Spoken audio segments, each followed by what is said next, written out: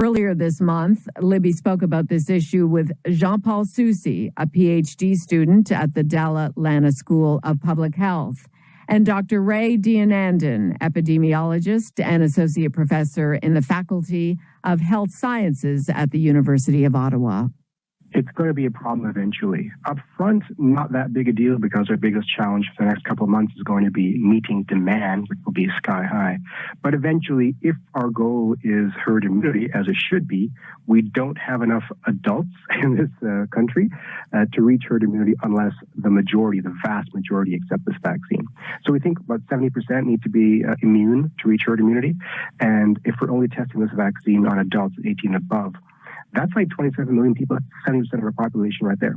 So I think it's going to be an issue eventually. So we have to start thinking about how to communicate risk perception in a rational way now. Jean-Paul Soucy, there's a difference, I guess, between the diehard anti-vaxxers who probably can't be convinced. So first of all, do you agree that they can't be convinced? What do you say to people who are sort of on the fence? How do you get them on board? Yeah, I think the number one thing here is that this vaccine is going to be approved in a much faster timeline than a typical vaccine. And I think the number one thing we have to do is communicate why that is. Because, I think some people are looking at this and saying, well, maybe they're cutting corners. And in fact, that's actually not the case. But I think in terms of science communication, the number one thing we can do is explain why this vaccine was much faster approved than a typical vaccine. That is very much out there. It's just a matter of who is paying attention. I mean, how do you get their attention?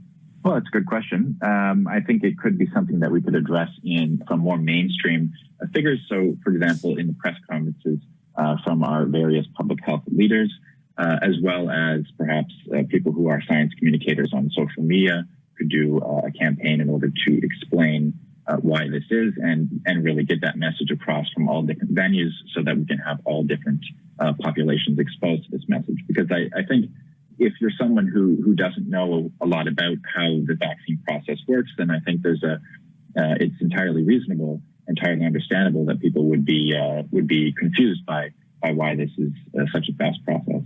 It's important that we're honest. We have to be transparent about this. This is a very safe vaccine. All signs point to that fact.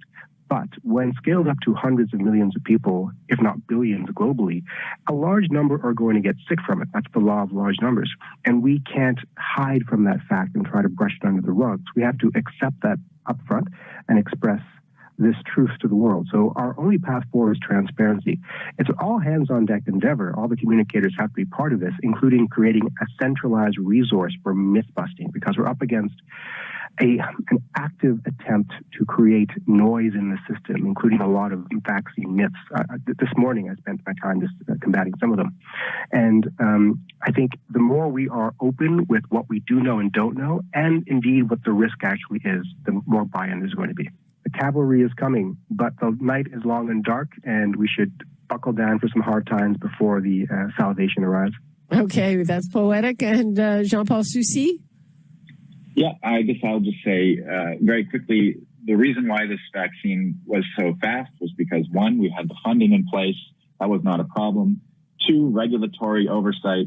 Regulators made this a top priority, and so they dedicated extra time and staff to make sure we didn't have long periods of waiting.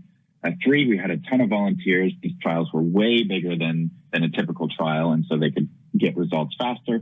And four, the fact that COVID-19 had such a high prevalence meant that these trials could actually reach their endpoint, which is comparing the efficacy in those who got the vaccine versus the placebo much faster than a typical trial. Jean-Paul Soucy, a PhD student at the Dalla Lana School of Public Health, and Dr. Raywat Deonandan, epidemiologist and associate professor in the Faculty of Health Sciences at the University of Ottawa.